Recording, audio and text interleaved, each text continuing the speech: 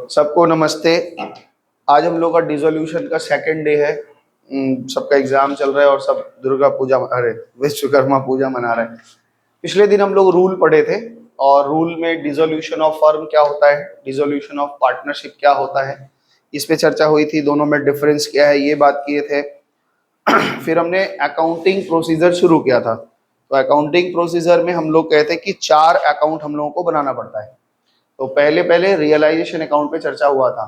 तो realisation account में हम कैसे बनाते हैं इस पे चर्चा हुई थी कि सबसे पहले हम अपने बैलेंस शीट से, जिसको हम डिसोल्यूशन का काम देते हैं, वो क्या करता है कि सारा का सारा एसेट्स ट्रांसफर कर देता है। और एसेट्स के साथ में ट्रांसफर करते समय कुछ बात याद रखना था। जो बात ये याद रखना था कि अगर कैश और बैंक है तो वो ट्रांसफर नहीं होता है। दूसरा बात ये कहा कि अभी आएगा सारा बात जब सम्स करेंगे। अच्छा, जिन्होंने एक दिन का वीडियो नहीं देखा है ना, तो भी कोई दिक्कत नहीं है, समझ में आएगा, ऐसा कोई दिक्कत नहीं आएगी। जब सम्स बनाएंगे तो फिर सारा बात बताएंगे, क्योंकि जो थ्योरी में पढ़ोगे वो प्रैक्टिकल देखने को भी मिलेगा। तो रियलाइजेशन अकाउंट बनाते समय हमको ध्यान रखना है कि सारा एसेट्स को ट्रांसफर करना है जो चीज बाजार में बिक सकती है। ठीक है, तो कैश तो बेचते नहीं है, तो कैश को हम ट्रांसफर नहीं करते हैं। कोई भी अगर अनरिकॉर्डेड एसेट है वो भी ट्रांसफर नहीं करते, मतलब ट्रांसफर फिजिकली होता है और ऐसे नहीं ट्रांसफर रहता है। और हमने कहा था कि कोई एसेट्स है जिसके ऊपर कोई प्रोविजन बना है तो वो प्रोविजन भी ट्रांसफर हो जाता है, ये बात बताई थी।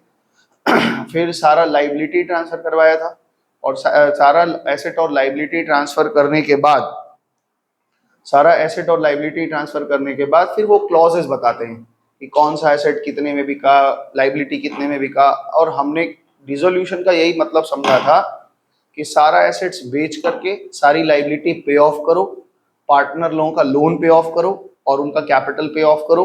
और ऐसा करने के बाद में आपके हाथ में कुछ भी नहीं बचेगा, जीरो हो जाएगा। ठीक है। तो ये इसमें हम लोगों ने रियलाइजेशन अकाउंट के बारे में पढ़ा था। और रियलाइजेशन अकाउंट में मोटा मोटा ये समझ गए थे, सारा एसेट ट्रांसफर करना है, सारा लाइबिलिटी ट्रांसफर करना है। उसमें कुछ कुछ टॉपिक हमारे से छूटा था, तो हमने कहा था कि आज उस पर चर्चा चलेगी। तो पहले आधा घंटा में हम जो रूल बचा है वो हम कंप्लीट करेंगे, आधा एक पेज जो भी बचा है इसको कंप्लीट करेंगे, उसके बाद में सम्स में आ जाएंगे। तो पिछले दिन में से अगर किसी को कुछ पूछना है, जो लोग आए थे उनमें से अगर कुछ पूछना है तो पूछ सकते हैं। वैसे मेरे ख्याल से कुछ पूछने लायक है नहीं, क्योंकि अभी आगे बढ़ेंगे तो फिर आगे चर्चा चलेगी। तो आज का टॉपिक पहले हम लोग ले रहे हैं वर्कमैन कॉम्पेंसेशन फंड। तो वर्कमैन कॉम्पेंसेशन फंड क्या होता है इसके बारे में आपको पता ही है पहले से, क्योंकि एडमिशन में, रिटायरमेंट में, डेथ में आप कर के आए हैं, है ना। यहाँ पे वर्कमैन कॉम्पेंसेशन का भी लगभग वही ट्रीटमेंट है जैसा आप पढ़े हैं। तो क्या लिख रहा है सुनो, this reserve is created out of profit. अच्छा, आपको पता है ना दो तरह से रिजर्व बनते हैं, कौन कौन से बताते हैं? एक रेवेन्यू रिजर्व होता है और एक कैपिटल रिजर्व होता है। रेवेन्यू रिजर्व का मतलब होता है जो रिजर्व हम प्रॉफिट, मतलब अपने कमाए हुए जो ऑपरेशनल धंधा हमारा है उससे जो हम प्रॉफिट कमाते हैं उससे जो रिजर्व बनाते हैं उसको रेवेन्यू रिजर्व बोलते हैं। और जो हम कैपिटल गेन करते हैं उस पैसे से जो रिजर्व बनाते हैं उसको हम लोग कैपिटल रिजर्व बोलते हैं, है ना। जैसे आपको बहुत अच्छी तरीका से पता है कि कोई लैंड वैंड बेचा, उस पर प्रॉफिट बन गई तो वो कैपिटल रिजर्व में डालते हैं। हमने शेयर अपने बहुत ज्यादा दाम में बेच लिए, हाँ, प्लस वैल्यू पे बेचते हैं, तो उससे जो पैसा आता है उसको सिक्योरिटी प्रीमियम बोलते हैं और वो भी रिजर्व है। लेकिन ये कैपिटल रिजर्व है। ये सब क्या है, बताया ना, कैपिटल रिजर्व एक आइटम होता है, एक क्लास होता है। तो कैपिटल रिजर्व एक क्लास की बात कर रहे हैं। उस कैपिटल रिजर्व में क्या क्या जाता है? शेयर जब हम फॉरफीच करते हैं, फॉरफीचर में कोई पैसा बच जाता है तो वो कैपिटल रिजर्व में जाता है। तो वो जो आइटम है, तो कैपिटल रिजर्व दो तरह से समझेंगे आप। एक कैपिटल रिजर्व एक आइटम होता है, एक कैपिटल रिजर्व क्लास है। ठीक है ना। जैसे समझ लो कि एक क्लास है, उस जैसे एक क्लास है, कैसे समझाएं? मान लो कि एक ऐसे थोड़ा शास्त्र की भाषा में समझाएं तो ऐसे होता है कि हम लोगों की जिंदगी में 5 क्लेश होते हैं, मतलब 5 कमियां होती हैं। हर मनुष्य के जन्म से लेके 5 कमियां होती हैं। जिस दिन ये पांचों कमी पूरी हो जाती है, जिस दिन ये पांचों दोष हमारे दूर हो जाते हैं, उसके बाद हमारा मुक्ति हो जाती है, मतलब मोक्ष हो जाता है। तो उस पांचों में क्या क्या है? एक अविद्या है। क्या बोले, देखो, एक अविद्या है, ठीक है, मतलब अविद्या मतलब सही गलत का ज्ञान नहीं होता। फिर राग है, किसी से विशेष लगाव होना। द्वेष है, किसी से नफरत होना, ठीक है ना। एक है अस्मिता, मैं और मेरा का भाव, जो कर रहे हैं हम ही कर रहे हैं, बाकी कोई नहीं है। मेरे, हमने किया, हमने बनाया, ये है। मैं मेरा का भाव, जैसे मोबाइल और हम एक ही मानते हैं अपने आप को। कोई मोबाइल तोड़ता है तो हमको दर्द होता है, कारण क्या होता है, हम अपने आप को इतना जोड़ के रखते हैं, इतना लगाव होता है। और एक होता है अभिनिवेश। अभिनिवेश का मतलब होता है मृत्यु का डर। मृत्यु तो होने वाला नहीं हमारा, ये बात अगर आपके समझ में आ जाए तो सारा डर ही खत्म हो जाए कि हमारा मृत्यु तो होने वाला नहीं है। अगर होता भी है तो शरीर की मृत्यु होती है। तो ये 5 क्लेश है। तो देख रहे हो ना, पांचों में एक आइटम है, क्या है कि अविद्या है, अस्मिता है, राग द्वेष और अभिनिवेश है। उसमें एक आइटम अविद्या भी है, और सारे चीज में अविद्या है। देख पा रहे हो ना भाई, राग, किसी से हमारा लगाव कैसे होता है, किसी से लगाव हो जाता है अविद्या के कारण। भाई ये लगा तो जिंदगी भर हमारे साथ रहेगा। जैसे लगाव हो जाता है किसी से, माता पिता का अपने बच्चों के साथ लगाव क्यों होता है, उनको लगता है ये हमारा बच्चा है, जबकि कोई किसी का बच्चा और माँ बाप होता नहीं है, ऐसा कुछ होता नहीं है। बस हम सिस्टम से जुड़े हैं, भगवान के तरीके से जुड़े हैं कुछ दिन के लिए। कोई मेरा माँ बाप बन जाता है, मर जाते हैं, दूसरे यहाँ पैदा होते हैं तो उसके माँ बाप बन जाते हैं, हम कभी माँ बन जाते हैं, वो कभी बेटा बन जाता है, यही चल रहा है। लेकिन हम लोग क्या मान के चलते हैं, माँ बाप है। तो ये अविद्या है। तो अविद्या एक आइटम भी है और अविद्या एक क्लास भी है। तो उसमें जो जो चीज रहता है ऐसे ही है। तो कैपिटल रिजर्व बहुत बड़ा उदाहरण हो गया, लेकिन समझ लो कि कैपिटल रिजर्व एक क्लास है, मतलब एक सेक्शन भी है, और उसमें एक आइटम भी कैपिटल रिजर्व होता है। तो कैपिटल रिजर्व क्लास में क्या क्या आ जाएगा, सिक्योरिटी प्रीमियम भी कैपिटल रिजर्व में आता है, ठीक है ना। कैपिटल गेन भी कैपिटल रिजर्व में आएगा, और कैपिटल रिजर्व भी कैपिटल रिजर्व के क्लास में आता है। तो ऐसे एक क्लास है, उसके अंदर एक आइटम भी है। मतलब समझ पा रहे हो कि नहीं मेरा बात, समझ पा, कैपिटल रिजर्व इतना आगे वैसे बड़े क्लास में पढ़ेंगे। जैसे ये कैपिटल रिजर्व एक क्लास है, तो इसमें बहुत सारे आइटम है, इसमें एक आइटम भी कैपिटल रिजर्व है, ऐसा बोल रहे हैं, समझ पा रहे हैं ना। तो कैपिटल रिजर्व एक क्लास भी होता है, कैपिटल रिजर्व एक आइटम भी होता है, ये ध्यान रखना। बड़े क्लास में आप जब फ्रेमवर्क चैप्टर पढ़ाया जाएगा या फिर उसमें इस बात पे और चर्चा होगी। खैर, तो कह रहे हैं 2 तरह के रिजर्व होते हैं, एक रेवेन्यू रिजर्व होता है और एक कैपिटल रिजर्व होता है। तो रेवेन्यू रिजर्व का मतलब होता है वो सारे रिजर्व जो हम प्रॉफिट में से बनाते हैं। कैपिटल रिजर्व वो होता है जिसमें हम कैपिटल प्रॉफिट से बनाते हैं। रेवेन्यू प्रॉफिट और कैपिटल प्रॉफिट में तो अंतर पता ही होगा। रेवेन्यू प्रॉफिट का मतलब होता है धंधे से कमाया हुआ प्रॉफिट, और कैपिटल प्रॉफिट का मतलब होता है अदर देन, उससे जो भी हो जाए अलग। जैसे अभी बताया ना कि एक जमीन बेच दिया, उससे पैसा आ गया, शेयर का प्राइस ऊपर लिया तो वो भी पैसा आ गया, ऐसा। तो ये वर्कमैन कॉम्पेंसेशन जो रिजर्व होता है, ये आउट ऑफ प्रॉफिट बनाया जाता है। जो चर्चा आई हमने बता दिया। तो कह रहा था reserve is created out of profit of the firm to meet the claim for compensation by workman. Workers जो होते हैं वो कभी कभी क्लेम करते हैं किसी चीज के लिए, तो उससे हम कॉम्पेंसेट करते हैं। अगर हमारे पास ये रिजर्व ना रहे, ये सब विशेष चर्चा हो चुकी है, फिर बता रहे हैं, अगर हमारे पास ये रिजर्व ना रहे तो हमें क्लेम देने के लिए अपने प्रॉफिट कैपिटल को तोड़ना पड़ जाएगा, और कैपिटल तोड़ेंगे तो बिजनेस पे दिक्कत आती है। इसलिए हम क्या करते हैं, प्रॉफिट में से रिजर्व बना के रख लेते हैं। At the time of dissolution, यानी ये गुल्लक है। अब ये इस गुल्लक में this reserve is dealt with as follows. तो ये आपको पता है 4 भाई, कुछ क्लेम नहीं हो सकता, कुछ क्लेम हो सकता है, बराबर का क्लेम हो सकता है, ज्यादा क्लेम हो सकता है, ऐसा हो सकता है ना। तो यहाँ पे ध्यान से देखिए, पहला क्वेश्चन बोल रहे हैं in case there is no liability, कोई लाइबिलिटी नहीं है अगेंस्ट वर्कमैन कॉम्पेंसेशन रिजर्व। मान लो आपके पास कॉम्पेंसेशन रिजर्व में 50,000 रुपये पड़ा हुआ है, लेकिन कोई क्लेम नहीं है, मतलब आपका कोई लाइबिलिटी है ही नहीं। तो क्या कर रहे हैं, in such a case the entire amount of workmen compensation reserve is credited to capital account. जैसे आप पहले बांटते थे बिल्कुल वैसे ही बांट दीजिएगा। एंट्री आपकी लिखी हुई है, workman compensation account debit to partners capital, और ये किस रेशियो में जाएगा, उनका पीएसआर जो रहेगा, ठीक है रोना, ठीक है। आगे दूसरे में क्या बोलते हैं, मान लो मेरे पास 50,000 का क्लेम है, in case the amount of liability is less than the amount of workmen compensation reserve. 30,000 का क्लेम है, तो 30,000 रुपये क्या करना है, 30,000 रुपये आपको रियलाइजेशन में ट्रांसफर कर देना है, और जो बच जाएगा वो आपको बांट देना है, यानी फ्री रिजर्व जो हो जाएगा वो आपको बांट देना है। इस केस में हमने एक एग्जांपल लिया है, यहाँ पे लिख रहा है सपोज वर्कमैन कॉम्पेंसेशन में 20,000 रुपया लाइबिलिटी पड़ी है और क्लेम 8,000 का है। तो 8,000 जितने का क्लेम है वो आप रियलाइजेशन में ट्रांसफर करेंगे, और ये क्लेम करेंगे भी, मतलब आपके ऊपर क्लेम है, लाइबिलिटी है तो उसको पे तो करना ही पड़ेगा। 8,000 का लाइबिलिटी करिएगा, और उसके बाद में 12,000 रुपये आप कैपिटल में ट्रांसफर कर दीजिएगा। तीसरा केस कह रहा है कि जितने का रिजर्व है पूरा का पूरा क्लेम है, 50,000 का हमारे पास रिजर्व बना हुआ, 50,000 का पूरा क्लेम है। तो हम क्या करते हैं, 50,000 जो क्लेम है पूरा का पूरा पैसा हम रियलाइजेशन में ट्रांसफर करेंगे। जनरल एंट्री क्या बनेगी, workman compensation account debit to realisation, ठीक है। आगे चलते हैं। In case of the amount liability is more than the amount of workman का, मेरे पास 50,000 का रिजर्व है और क्लेम 60,000 का है, तो आप 50,000 पूरा ट्रांसफर करेंगे और पेमेंट 60,000 का कर देंगे, तो एंट्री तो वही बनेगी, 50,000 की एंट्री बनेगी। यहाँ एग्जांपल है कि 20,000 का हमारे पास रिजर्व है और 25,000 का हमारे पास क्लेम है, तो हम ज्यादा तो ट्रांसफर नहीं कर सकते। अभी हम क्या कर रहे हैं, हमारे एसेट और लाइबिलिटी को हम अपने रियलाइजेशन अकाउंट में ट्रांसफर कर रहे हैं, और ट्रांसफर होते समय मोर देन बुक वैल्यू कभी ट्रांसफर नहीं होता। तो अभी हम 20,000 ही ट्रांसफर करेंगे, जब क्लेम आएगा तो 25,000 कर देंगे। अब इस तरह से समझो, इधर देखो मेरे पास ये रियलाइजेशन अकाउंट है, मेरे पास लाइबिलिटी हमने 20 का ट्रांसफर किया, लेकिन जब पेमेंट करेंगे टू कैश करके वर्कमैन को तो 25,000 का, तो 5,000 अपने आप रियलाइजेशन में डेबिट हो गया कि नहीं। ये पिछले दिन बताया था ना आपको, ये सोचना ही नहीं है कि हमको प्रॉफिट लॉस अलग से बुक करना है, क्योंकि जब आप दोनों चीज को बिठाओगे तो एक तरफ ज्यादा एक तरफ कम होगा, जिधर ज्यादा होगा वो अपने आप बुक हो जाएगा। 20,000 आपने वर्कमैन का क्लेम का रिजर्व ट्रांसफर किया, पेमेंट आपने कितना किया 25,000, तो 5,000 डेबिट हो गया ना, यानी आपका एक लॉस जो 5,000 का दिख रहा था वो आपने रियलाइजेशन से ले लिया 5,000 का, तो उसमें कोई दिक्कत नहीं आता। आगे ये पांचों केस समझ में आ गया। क्वेश्चन नंबर ए, इसमें देखो एक नंबर हो गया वर्कमैन। अब इसमें देखो ध्यान से सुनना, entries realisation, entry for realisation of assets, ये हम लोग बता दिए थे। एसेट का रियलाइजेशन तीन तरह से होता है, या तो हम उसको क्या कर सकते हैं, बेच देते हैं, या तो हम उसको बेच देते हैं और बेच देते हैं, या फिर हम उससे सेट ऑफ कर देते हैं, और या फिर हम उसको क्या करते हैं, कोई पार्टनर उसको लेके चला जाता है।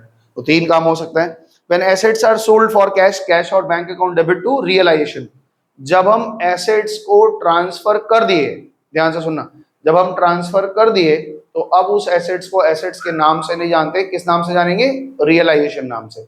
जब हमने रियलाइजेशन बंद कर ट्रांसफर किया था तो अपना लेजर क्लोज करके किया था, याद है ना, पिछले दिन बताए थे ये बात।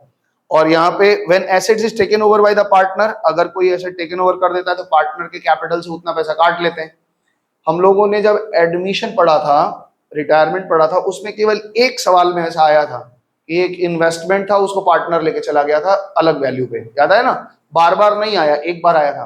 तो हम क्या करते हैं, एंट्री, भाई ड्राइंग है, सीधा सीधा ड्राइंग है, तो जब भी ले जाता है तो वहां पे एडमिशन में हम लोगों ने क्या किया था, 18,000 का था, 19,200 में लेके, हमको फिगर भी थोड़ा थोड़ा दिमाग में आ रहा शायद, तो हमने क्या किया था कि उसको पहले रीवैल्यू किया था और फिर ड्राइंग करवा दिया था। तो ड्राइंग में क्या होता है, पार्टनर कैपिटल टू एसेट्स, यही होता है। यहाँ पे क्या लिखोगे, पार्टनर कैपिटल टू रियलाइजेशन। क्यों रियलाइजेशन लिख रहे हैं, क्योंकि सारा एसेट्स हमने रियलाइजेशन अकाउंट में ट्रांसफर कर रखा है, ठीक है। तीसरा केस कहता है if an asset is given away to the creditor in part or full, चाहे सेटलमेंट जब करते हैं, तो इसमें पिछले दिन बहुत चर्चा चली थी हमारी, वीडियो में आप देख लेंगे, आज हम डाल देंगे वीडियो, तो उसमें हम लोग की चर्चा चली थी, सेट ऑफ में हम लोग एंट्री नहीं करते थे, तो उसमें सिद्धि का गाना भी गाई थी, नो एंट्री, याद है, कल पढ़ाए थे ना, कि अगर रिकॉर्डेड एसेट और अनरिकॉर्डेड एसेट में रिकॉर्डेड और अनरिकॉर्डेड एसेट, चाहे जिससे जिसका सेट ऑफ होगा, अगर लाइबिलिटी का एसेट से अगर आप सेट ऑफ कर रहे हैं तो कोई एंट्री नहीं होगी, ये याद है ना। No entry is passed for the transfer of asset to the creditor. For example, नीचे एक एग्जांपल दे रहे हैं, क्या कह रहे हैं कि if the amount of creditor is 1,00,000, ध्यान से सुनना, मेरा क्रेडिटर हमसे 1,00,000 पाता है and he is agrees to stake the stock of the book value 80,000। वो कह रहा है कि आप 80,000 का जो आपके पास स्टॉक पड़ा है वो हमको दे दीजिए, लेकिन अग्रीड वैल्यू है 70,000, तो 70,000 तो सेट ऑफ हो गया। मेरे पास जो स्टॉक पड़ा है, जिस चीज का भी हमारा धंधा है, 80,000 का स्टॉक पड़ा है, वो बोल रहा है हम 80,000 का स्टॉक है, हम 70,000 में ले लेंगे। हमने कहा ठीक है, 70,000 दे दिया, अभी 30,000 अभी और पाते हैं, तो 30,000 का पेमेंट का एंट्री होगा, लेकिन 70,000 जो सेट ऑफ किए हैं उसकी एंट्री नहीं होगी। अगर ये 1,00,000 रुपया पाता और 80,000 के स्टॉक से हम मना ले जाते कि भाई हमारा धंधा बहुत खराब हो गया, आप मान जाओ, नुकसान कर लो, तो मान गए अगर, तो फिर कोई एंट्री नहीं करते। 1,00,000 का हमारे पास लाइबिलिटी है और सेट ऑफ हमने 80,000 के एसेट से कर दिया और वो मान जाता है, तो फिर और कोई एंट्री करने की जरूरत नहीं है। मतलब जितनी दूर तक वो अग्री कर ले रहा है, जितना दूर तक सेट ऑफ हो रहा है, उसकी एंट्री नहीं करनी है। उसके बाद का बात एक दूसरा बात रह जाएगा कि इतने का आप क्या कर रहे हैं। 1,00,000 में आप 70,000 तो सेट ऑफ करा दिए, बाकी 30,000 का आप कह रहे हैं, ये दूसरी बात है। तो वहां पे हम क्या करेंगे, 30,000 का सेट ऑफ जैसे भी करते हैं। कभी कभी क्या होता है ना, 1,00,000 रुपया वो पाता है, हमने उसको 80,000 का स्टॉक दे दिया, 70 में मान गया, 30,000 के लिए फर्नीचर दे दिया तो भी एंट्री नहीं होगी भाई। एक 30,000 का हमने फर्नीचर दिया तो भी एंट्री नहीं होती, दो तीन चीजों से उसको सेट ऑफ कर देते हैं। अब भाई हम जिस धंधे में हैं, कपड़े का व्यापारी है, तो हम जिस धंधे में, मेरा जो क्रेडिटर है वो भी तो कपड़े का व्यापारी है, अगर ठीक है स्टॉक दे दो, फर्नीचर दे दो, हम बात बर्दाश्त कर लेंगे, ऐसा हो सकता है। तो नीचे एग्जांपल समझ में आ गया। नोट में कुछ बातें कर रहे हैं, इस नोट को थोड़ा ध्यान से सुनिएगा। If the question is silent, अब कह रहा है question is silent about the realisation of assets, अगर एसेट के रियलाइजेशन के लिए अगर आपको कुछ भी नहीं बोला है तो आप क्या करेंगे, सारे एसेट को उसके बुक वैल्यू पे रियलाइज कर लेंगे। हाँ, यहाँ पे ना एक अभी झंझट आ गई है, मतलब चेंज किया कुछ इन लोगों ने नियम। क्या कह रहे हैं कि if a question is silent about the realisation of an asset, it is assume the asset has no realised at any amount. लिखा है ना, क्या लिख रहा है, नो रियलाइज एट, ये पुराने किताब में ऐसा था, ठीक है। हो सकता है तुम्हारा जो शीट होगा उसमें भी ऐसे ही आंसर आएगा, लेकिन अभी सीबीएसई के बुक में कह रहे हैं कि अगर एसेट्स आपका कुछ नहीं लिखा है तो भी आप बुक वैल्यू पे उसको रियलाइज कर लो, तो हम लोग वही मान के चलेंगे और देखेंगे क्या कैसे होता है, ठीक है।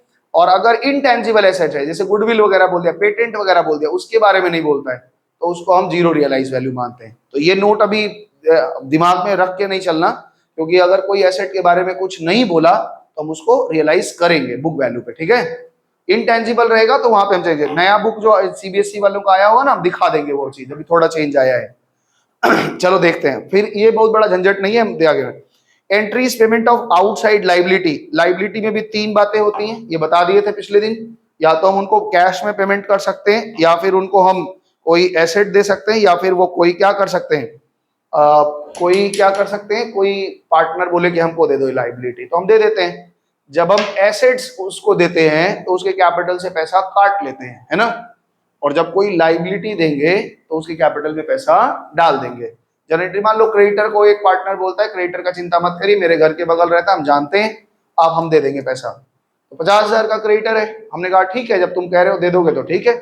तो हम एंट्री क्या करेंगे, realisation account debit to partners capital, partner के कैपिटल में डाल देंगे। आगे कह रहे हैं, अब ये लास्ट वाला जो पॉइंट 5 नंबर है, इस पे हमारी चर्चा चलनी चाहिए।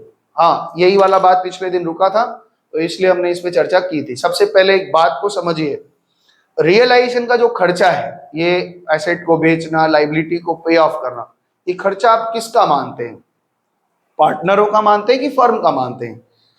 रियलाइजेशन करवाना किसकी जिम्मेदारी है, फर्म की जिम्मेदारी है कि पार्टनर का? पार्टनर तो खुद ही लाचार खड़ा है कि भाई कुछ जो मिल जाए हमको दे देना, हम लेने के तैयार है, पहले सबका चुकाओ, कुछ बच जाता है तो हमको दे देना। तो ये जो जिम्मेदारी है ये फर्म का जिम्मेदारी है। लेकिन इसमें कभी कभी हीरो बनने कोई कोई लोग, पार्टनर लोग आ जाते हैं कि ठीक है कोई बात नहीं हम करवा देंगे ऐसा। तो उसमें क्या क्या कंडीशन बन सकते हैं, उस कंडीशन को आप पहले समझिएगा और फिर उसके बाद में अपना उत्तर दीजिएगा, फिर हम लोग बात करेंगे। पहला कंडीशन कह रहे हैं, when expenses are paid by the firm, ये खर्चा किसका है, फर्म का, और फर्म ही पे कर रहा है। जनरेटरी क्या बनेगी, सबसे पहले बताइए जनरेटरी क्या बनेगी? रियलाइजेशन करवाने का खर्चा पेड कर रहा है फर्म, अरे भाई फर्म का ही खर्चा है तो फर्म ही तो पे करेगा, तो जनरेटरी क्या बनेगी, realisation account debit to cash. तो पहला कंडीशन में आपने बताया कि खर्चा भी किसका है, खर्चा भी फर्म का है, realisation account debit to cash. अभी देखो ये कितने तरीके से, अलग अलग तरीके से बात करेंगे और ऐसे सिचुएशन दिए। तो अगर रियलाइजेशन का खर्चा किसका है, फर्म का, और पे कौन कर रहा है, फर्म, तो ये हो गया आपका, ये एंट्री होगी। तो रियलाइजेशन अकाउंट को आप डेबिट करोगे, कैश बुक को आप क्रेडिट कर दोगे। चलिए आगे। दूसरा क्वेश्चन कहता है, when realisation expenses are paid by partner on behalf of the firm, ध्यान से सुनना, फर्म का रियलाइजेशन करने का खर्चा कितना होता है, 20,000, और मान लो हम सिद्धिका और मौसम 3 पार्टनर हैं। पार्टनर, अब हमने कहा कि भाई जो चार्टेड अकाउंटेंट है वो किया, बोला 5,000 खर्चा है, तो ये खर्चा किसका है, मेरा। लेकिन मौसम कही कि सर वो तो मेरे भैया ही, हम दे देंगे, आप चिंता मत करिए। तो फर्म का खर्चा है, लेकिन कर कौन रहा है, पार्टनर। तो फर्म उसको 5,000 रुपये देगा कि नहीं देगा, फर्म उसको 5,000 रुपये देगा। तो जनरेटरी क्या पास होगी, रियलाइजेशन अकाउंट डेबिट टू मौसम का कैपिटल, उसके कैपिटल में डाल देगा।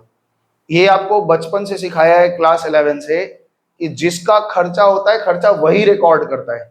हमने ये याद है 11 में हम लोगों ने चर्चा किया था कि अभिषेक के घर के पास एक वाईफाई वाला है और मेरा बिल हमने कहा था कि जमा कर दो, तो अगर वो जमा करता है तो वो एंट्री ये नहीं लिखेगा WiFi bill account debit to cash, वो सीधे लिखेगा पवन टू कैश, हमने पवन को दिया है। अगर वो वाईफाई टू कैश या टेलीफोन बिल टू कैश लिख देता है तो वो टेलीफोन का खर्चा उसका हो जाएगा। इसलिए फर्म का खर्चा है तो रियलाइजेशन एक्सपेंसेस या रियलाइजेशन अकाउंट डेबिट कौन करेगा? फर्म करेगा। और पेमेंट किया नहीं है, पेमेंट कौन कर दिया है? पार्टनर ने कर दिया है, तो पार्टनर के कैपिटल में डाल देगा। तो दूसरी एंट्री ये बताई कि अगर खर्चा है तो पार्टनर अरे फर्म का और उसको पेमेंट पार्टनर ने कर दिया है तो हम उतना पैसा क्या करेंगे? पार्टनर के कैपिटल में डाल देंगे। अगर बात समझ में आई होगी तब हाँ करेंगे, फिर हम आगे बढ़ते हैं। क्वेश्चन ये है, मेरा बात समझना। तीसरा पॉइंट ये बोल रहे हैं, when the firms is agreed to pay a fixed amount of partners toward the realisation expenses and partner has to bear the expenses. Siddhika बोली कि सर आप 20,000 रुपया फर्म को रियलाइजेशन करने में खर्चा होगा। हम बात करके आए किसी चार्टेड से, वो कह रहे हैं हम 30 लेंगे। सिद्धिका बोली सर हम 20 में करवा देंगे, आप क्यों 30 खर्चा करवा रहे? हम बोला दिया, एक 20,000 को दिया और तुम रियलाइजेशन करके खर्चा करो। तो हमने कितना दूर तक माना है? 20,000। तो मेरे बुक्स ऑफ अकाउंट में कितना दिखेगा? 20,000 से ज्यादा हम नहीं देंगे। अब वो चाहे फ्री में करा ले या 10,000 में करा ले या 30,000 में करा ले, हम कितना बुक करेंगे? 20,000, क्योंकि जितने दूर तक हमने एक फिक्स्ड अमाउंट कर लिया है। अब इसमें ना एक सवाल आएगा, आपके सवाल में एक ऐसा आएगा कि हमने तय किया तो जर्नल एंट्री क्या बनेगी? रियलाइजेशन एक्सपेंसेस में हम कितना लिखेंगे? Realisation account debit to partners capital कितना डालेंगे? 20,000। बस मेरा सरदर्द खत्म, हमने 20,000। अब वो पर्सनली चाहे जितना लगे, हम इससे ज्यादा नहीं खर्चा कर सकते। लेकिन इसमें एक सवाल में इसे भटकाने के लिए आपको आता है कि रियलाइजेशन का खर्चा हुआ। जो रियलाइजेशन किया, सिद्धिका का जान पहचान का है, बोला हमसे फर्म से कहता है कि सर 15,000 इनको दे दीजिए और रियलाइजेशन कंप्लीट हो गया। तो भाई 15,000 में हो गया, तो प्रश्न बनता है कि सर 15,000 में रियलाइजेशन हो गया और सिद्धिका हमसे पेमेंट करवा दी है, तो 5,000 हम क्या करें? दें सिद्धिका को ना दें? क्योंकि रियलाइजेशन तो 15,000 में हो गया है और अब 5,000 बच गया है और ये पेमेंट भी हम ही से करवा दी है। तो 5,000 का पेमेंट क्या करना होगा? मौसम बताओ क्या करेंगे? 5,000 दें या ना दें सिद्धिका को? बोलो नियम से क्या करें? बोले हाँ तुम्हारा पैसा थोड़ी है, दे दीजिए। क्या करेंगे बोलो? 20,000 रुपये हमने वादा किया है तो एनी हाउ 20,000 हमको देना है। हमने अगर कॉन्ट्रैक्ट बना लिया है अपने पार्टनर के साथ में कि हम 20,000 देंगे, वो 2,000 में कर ले तो भी 18,000 उनको हमको देना है, वो फ्री में कर लेगी तो भी हमको 20,000 रुपये देना है। यहाँ का एक गलत ये सवाल में ऐसा आएगा कि वो खर्चा हुआ और बोली कि सर आप ही बहन भाड़ा दे दीजिए। तो बहन भाड़ा अगर हम दे दिए 15,000 रुपया तो 5,000 तो अभी और पाओगी ना। अब हम 20,000 थोड़े ना देंगे, अब तो 5,000 देंगे ना। तुमने 20,000 बोला था और तुमने 15,000 खर्चा करवा दिया, तो अब तुम पाने में कितना रह गई? 5,000। 5,000 हम तुम्हारे अकाउंट में डाल देंगे। तो ये ध्यान रखना कि फर्म जितने दूर का गारंटी लेगा बस उतना ही अपने खर्चा में दिखाएगा। तो पहला कंडीशन बताया कि पूरा खर्चा अकेले पे किया, तो रियलाइजेशन टू कैपिटल। पूरा खर्चा पार्टनर ने दिया, तो जितना भी खर्चा हुआ, हमारे बीच में कोई कॉन्ट्रैक्ट नहीं हुआ था, जितना भी हुआ उतना रुपया हम इनको ट्रांसफर कर दिए। तीसरे केस में कह रहे हैं कि जितना दूर तक कॉन्ट्रैक्ट हो जाए। अब कॉन्ट्रैक्ट हो जाएगा तो उससे ज्यादा भी खर्चा होगा तो किसका नुकसान होगा? पार्टनर का। और अगर कम भी होगा तो किसका फायदा होगा? पार्टनर का। मेरे जिम्मे तो हम जितना दूर तक का पकड़ रखे हैं उतना दूर एंट्री। तो यहाँ पे देखो एंट्री क्या लिख रहे हैं 3rd नंबर में, realisation account debit to partners capital, और नीचे देखो लिखा है remuneration allowed to the partner. जितना जो मेहनताना है, जो बात हुई है, उतना रुपया हम उसके कैपिटल में डाल देंगे, बाकी जाओ हमसे कोई मतलब नहीं है। 4था नंबर question, when real expenses are borne by the partner, expenses paid by the firm. अब ये कह रहा है कि जिम्मेदारी ये ले लिया। सुनो, सिद्धिका बोली कि रियलाइजेशन का खर्चा फर्म को नहीं देना होगा, इतना फर्म नुकसान में चल रहा है, हम रियलाइजेशन कर देते हैं। कभी कभी क्या होता है ना कि पार्टनर ही वकील होता है, वही रियलाइजेशन करवाता है, तो कहता है कि हमारे जिम्मेदारी पे छोड़ दिए, खर्चा करने की जरूरत नहीं है। ठीक है, लेकिन पेड फर्म कर दिया 20,000 रुपया, अब तो फर्म का खर्चा ही नहीं रह गया। जब जिम्मेदारी अपने मत्थे ले लिया पार्टनर कि हम करवा देंगे, आपको खर्चा देने की जरूरत नहीं है, तो अब क्या फर्म खर्चा को रिकॉर्ड करेगा? नहीं रिकॉर्ड करेगा, मेरा खर्चा ही नहीं है अब, क्योंकि आपस में तय हो गया कि पार्टनर हमारा क्या करेगा? पे करेगा, उसकी जिम्मेदारी है रियलाइजेशन करवाने का। और वो बोली कि सर 10,000 रुपये भाड़ा आप बहन का दे दीजिए, वो फर्नीचर सारा जाएगा। तो ये क्या करेंगे, ये 10,000 रुपये हम उसके कैपिटल से काट लेंगे कि तुम निकाली हो 10,000 रुपये। तो एंट्री क्या बनेगी बताओ? सिद्धिका के capital account debit to cash, हम ये मानेंगे खर्चा मेरा रह ही नहीं गया। चौथा कंडीशन समझ में आया आपको? चौथे कंडीशन में खर्चा फर्म ले ही नहीं रहा, पार्टनर कह रहा है कि मेरा खर्चा दे दो, लेकिन पेमेंट फर्म कर रहा है, तो फर्म मानेगा आप ड्राइंग कर रहे हो, ऐसा एक समझ के चलेगा। तो यहाँ पे एंट्री देखो, पेज में टर्न कर रहे हैं, पेज में क्या लिखा आगे, इसमें लिखेगा पार्टनर के कैपिटल से काट के बैंक कर देंगे। क्यों? क्योंकि इस बार हमने खर्चा हमने क्यों नहीं दिखाया, क्योंकि खर्चा मेरा है ही नहीं। ऊपर के 4 केस में खर्चा मेरा था, तो रियलाइजेशन हम लिख रहे थे, लेकिन चौथे केस में ये कह रहा है कि खर्चा मेरा नहीं है, खर्चा फर्म जिम्मेदार। देखो बॉन्ड लिखा है ना, bond by the partner and paid by the firm, firm उसको पेड कर रहा है, तो क्या हो जाएगा वहां पे, ऐसे केस में फर्म जितना रुपया पे करेगा वो क्या कहेगा कि हम पार्टनर को ड्राइंग कर रहे हैं, हम दे दें, ठीक है ना। पांचवा कंडीशन ये है कि जिम्मेदारी भी पार्टनर लिया और पेमेंट भी पार्टनर किया, तो हमें कोई दिक्कत नहीं है, हम कोई एंट्री नहीं करेंगे। सबसे पहले ये समझना होगा रियलाइजेशन एक्सपेंसेस में कि ये खर्चा मेरा है कि नहीं है। समझ में आया क्या बोले? रियलाइजेशन एक्सपेंसेस में सबसे पहले आप जब अकाउंट्स बनाएंगे तो आप अपने आप को क्या मान के चलेंगे, फर्म। और ये ध्यान रखना होगा कि सबसे पहले रियलाइजेशन एक्सपेंसेस जब भी आएगा तो उसमें ये देखना होगा कि ये खर्चा मेरे जिम्मे है या पार्टनर के जिम्मे है। मेरे जिम्मे है तो कितना रुपया है उतना रुपया तक हम रिकॉर्ड करेंगे, और अगर मेरे जिम्मे नहीं है तो जिसका है वो अपना रिकॉर्ड करे, हम रिकॉर्ड नहीं करेंगे। ठीक है जी, कोई दिक्कत? सर एक बार फोन नंबर फिर सुनाइए। Phone number? फोन ओ अच्छा, किसका फोन नंबर? 4 नंबर में क्या हुआ कि पार्टनर जिम्मेदारी लिया, मान लो तुम पार्टनर हो, तरुण, आदित्य और अभिषेक 3 पार्टनर हो और हम फर्म है। तो पार्टनर जब डिसोल्यूशन कर रहा है, तरुण कहता है कि सर हम डिसोल्यूशन करवा देंगे, हमने कहा ठीक है, तो जिम्मेदारी हो गया तुम्हारा, अब तो खर्चा मेरे जिम्मे नहीं रह गया, क्योंकि तुम सामने से आके बोला कि आ बैल मुझे मार, तो हमने कहा ठीक है तुम्हारा खर्चा हो गया। लेकिन रियलाइजेशन करते समय बहुत सारा खर्चा होता है। एक एग्जाम्पल हमने लिया कि वैन का भाड़ा लगा, तो वैन का भाड़ा लगा, तुम बोले ठीक है आप दे दीजिए और पेमेंट हमसे करवा रहे हो, तो हम क्या मानेंगे, मेरा खर्चा ही नहीं है, तो रियलाइजेशन तो हम लिखेंगे ही नहीं।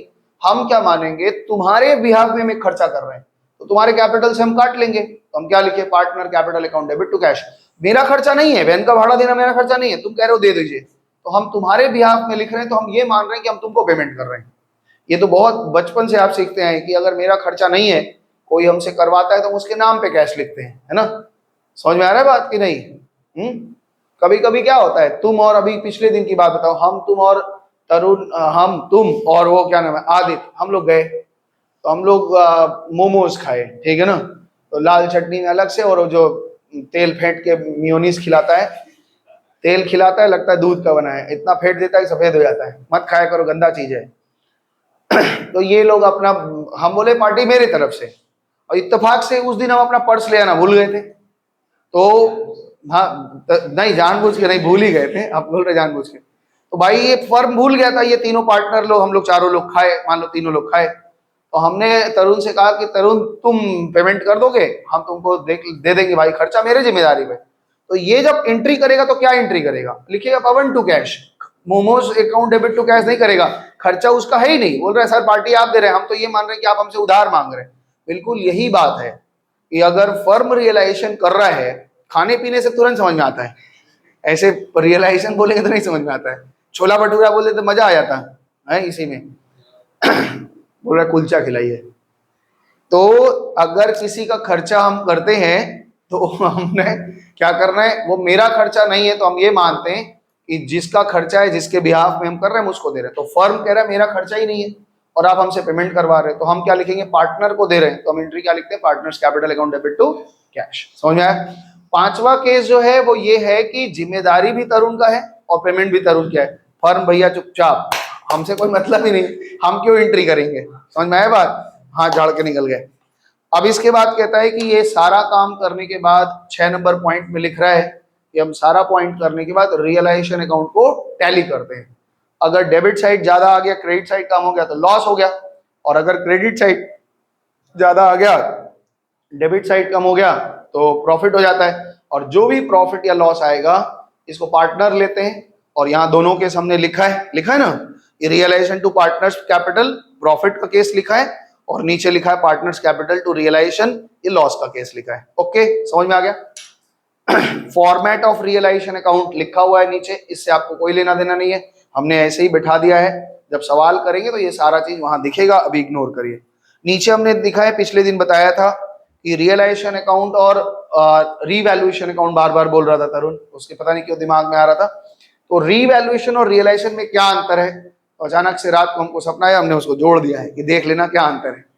रियलाइजेशन अकाउंट में व्हेन प्रिपेयर्ड कह रहा है कि the account is prepared on the admission of retirement और डेथ, मतलब जब हम पार्टनरशिप को खत्म करते हैं तब रीवैल्यूएशन बनाते हैं, जब हम फर्म को खत्म करते हैं तब हम क्या बनाते हैं, रियलाइजेशन बनाते हैं। ऑब्जेक्ट ऑफ प्रिपरेशन हम क्यों बनाते हैं, क्योंकि हमें एसेट और लाइबिलिटी की वैल्यू को रीवैल्यू करना होता है ना।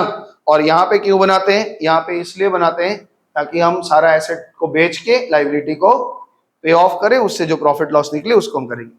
रिजल्ट क्या होता है, इसमें रिजल्ट आता है कि कुछ प्रॉफिट या लॉस आता है, और इसमें क्या होता है, सारा एसेट लायबिलिटी बिक जाता है और पे ऑफ हो जाता है और ये अकाउंट खत्म हो जाता है। तो ऐसे ही है, 5 अंतर है। अगर कोई बात, चल पहला वाला पॉइंट 2 बार लिखा दिया क्या, व्हेन प्रिपेयर्ड वन प्रिपेयर्ड, अलग अलग पॉइंट है, नाम देखो शायद गलती सलती होगा, स्कूल में भी ऐसे ही पढ़ाया है क्या हमको नहीं पता। चले आगे बढ़े। आगे कह रहा है जब हम रियलाइजेशन अकाउंट कंप्लीट कर लेते हैं तो उसके बाद हमारी जिम्मेदारी आती है कि पार्टनर का लोन क्लियर करो। पार्टनर, यही ऑर्डर ही होना चाहिए, पहले क्या होगा, रियलाइजेशन में एक्सटर्नल लायबिलिटीज क्लियर करेंगे, उसके बाद क्या करेंगे, पार्टनर लोन का लोन। तो पार्टनर लोन का अगर कोई लोन रहता है तो उसको हम पे ऑफ करेंगे और partners loan account debit to cash bank ऐसे पे कर देंगे। फिर पार्टनर के कैपिटल को ट्रांसफर करेंगे। और याद रखना, हम बार बार बोले, कल भी बोले थे, आज फिर बोल रहे हैं कि ये सवाल में आपका 2 तरह का होता है, जब पार्टनर इंसॉल्वेंट होते हैं, पार्टनर सॉल्वेंट होते हैं। आपके केस में इंसॉल्वेंट का कोई सवाल नहीं आने वाला है, क्योंकि आप सारे पार्टनर लोग बहुत पैसा वाले हैं, इंसॉल्वेंट कोई नहीं होगा। किसी के पार्टनर का अगर कैपिटल नेगेटिव आ जाता है, मतलब माइनस में चला गया, तो उतना पैसा वो घर से लाके देगा। और किसी का पार्टनर का पॉजिटिव बैलेंस रहेगा, सारा लॉस वॉस बियर करने के बाद भी उसके अकाउंट में जो पैसा बच रहा होगा, तो फर्म उसको उतना पैसा पेमेंट कर देगा। यानी अगर किसी पार्टनर का कैपिटल पॉजिटिव दिख रहा है तो उसको पेमेंट किया जाएगा, इसको फाइनल रेमिटेंस या फाइनल पेमेंट बोलोगे। और अगर किसी पार्टनर का कैपिटल नेगेटिव दिख रहा होगा तो उससे हम उतना रुपया कैपिटल ले लेते हैं और उसे कैपिटल उतना पैसा हम उससे मंगवा लेते हैं कि भैया घर से लेते आओ। तो वहां जो सेक्शन 48 और 49 पढ़ाया था, सेक्शन 48 49 में क्या पढ़ाया था, private firm of debt, firm का डेट और प्राइवेट डेट, तो उसका यहाँ कोई लेना देना नहीं है। यहाँ पे अगर रहेगा तो देखेंगे एक आध जगह वर्ड आएगा कि घर का कोई ज्वेलरी बेच दिया, कोई बॉन्ड पेपर बेच दिया और उतना पैसा वहां डाला, वो हमारे लिए बहुत बड़ा इशू नहीं रहेगा। सेक्शन 48 और 49 पीछे पढ़ाए थे, वो आप ध्यान रखेंगे। और आगे कह रहा है व्हेन पार्टनर, हाँ ये तो हो गया कि अगर पार्टनर का क्रेडिट बैलेंस होगा तो हम निकाल लेंगे और पे कर देंगे। यहाँ पे कैश और बैंक अकाउंट है।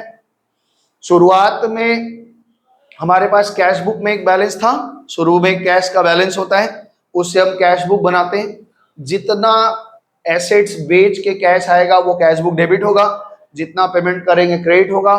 फाइनली हम पार्टनर लोगों का लोन पेमेंट करेंगे, पार्टनर का कैपिटल पेमेंट करेंगे।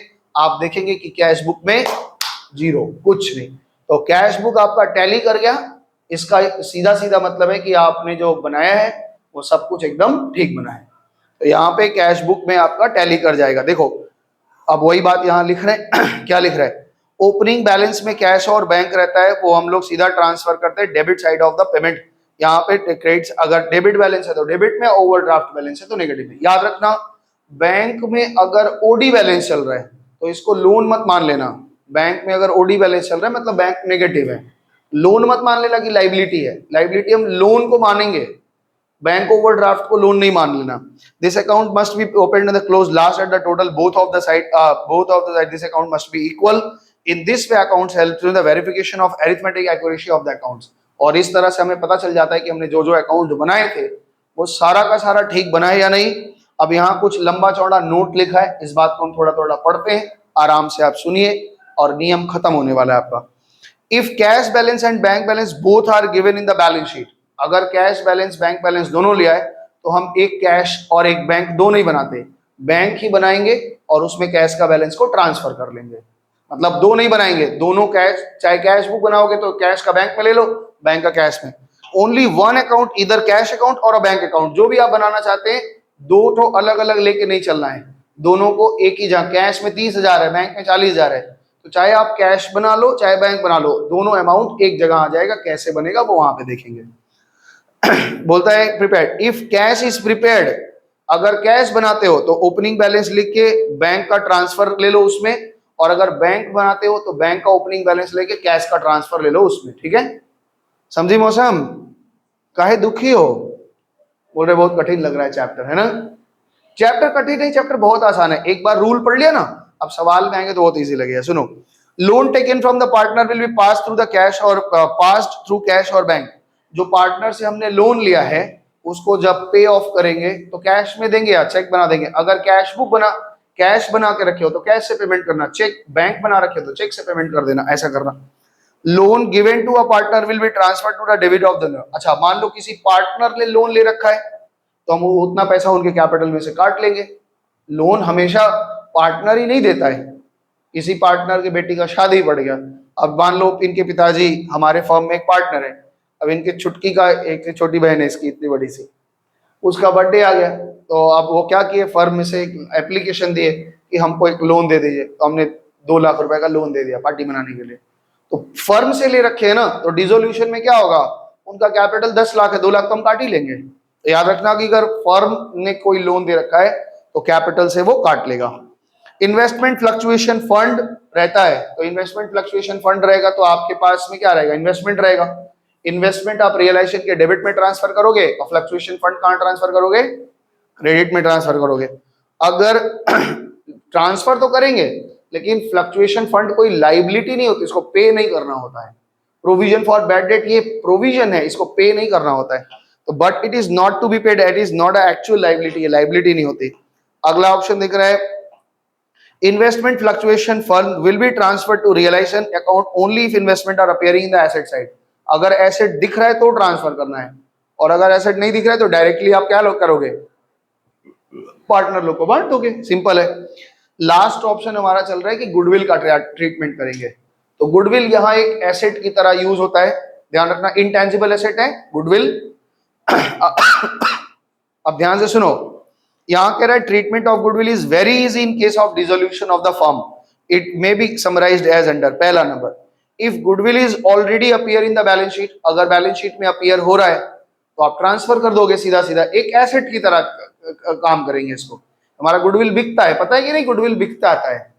जैसे अभी तुमको बताएं, एक पहले कोरियर कंपनी चलती थी, अब ये एकदम सही बात है, पुरानी बात है लेकिन सही बात है कि एक कोरियर कंपनी चलती थी। आप कोरियर वगैरह करते हैं कि नहीं, डीटीडीसी सब नाम सुने ही होंगे।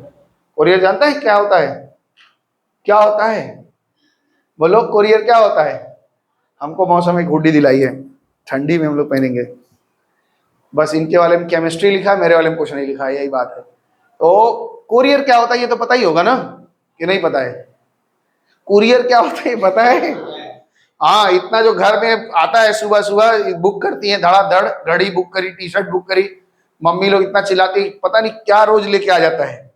वो जो कुरियर कंपनी होती है, अभी तो और अच्छा हो गया है कि आप अपना आईडी ट्रैक कर पाते हैं कि मेरा कुरियर पहुंचा कहाँ है, इवन यहाँ तक हो गया ना। पहले ये सब इतना तगड़ा नहीं था, कुछ कुछ कुरियर कंपनी थी जो इतना तगड़ा करती थी, बहुत हाई फाई होता था। तो एक कुरियर कंपनी थी जिसका नाम था फर्स्ट फ्लाइट, है ना। फर्स्ट फ्लाइट कुरियर कंपनी, जब कुरियर वालों ने अपना बेचा तो उनका एक वेबसाइट था firstflight.com, और बहुत नाम था कुरियर का। तो उन लोगों ने अपने उस डोमेन को बेचा था, मतलब firstflight.com को ही बेच लिया था, और बहुत अच्छे पैसे बेचा था। वो एक एसेट की तरह हो जाता है। तो यहाँ पे ध्यान रखना कि अगर कोई ऐसे अपना नाम भी बेच देते हैं, हमारे नाम से धंधा करना चाहते हो, अपना नाम बेचेंगे। तो गुडविल एक क्या है कि यहाँ पे कह रहे हैं if goodwill already appear in the balance sheet, तो हम लोग एडमिशन के टाइम में क्या करते, राइट ऑफ कर देते थे। रिटायरमेंट के बाद में क्या होता है, पार्टनर के कैपिटल से काट लेते थे। यहाँ ऐसे नहीं करना है, यहाँ एक एसेट की तरह ट्रीट करना है। तो कह रहा है it is transferred like other assets in the transfer to the and is transfer to the realisation account at the given balance sheet. Value कौन सा, बुक वैल्यू पे ट्रांसफर कर लेंगे। Following entry should be passed, क्या आप entry करेंगे, realisation account debit to goodwill. ठीक है, गुडविल का थोड़ा ट्रीटमेंट वहां से अलग है। वहां पे गुडविल क्या होता था, हम कैपिटल से काट लेते थे, यहाँ पे ऐसा नहीं है। कह रहा है if goodwill is not appearing in the balance sheet the above mention entry will not be passed. अगर गुडविल बैलेंस शीट में मेंशन नहीं है और नीचे क्लॉज में लिख रहा है कि हमने बेचा, इसका मतलब अनरिकॉर्डेड एसेट है, हमने रिकॉर्ड ही नहीं किया, बिका है तो पूरा प्रॉफिट आ जाएगा।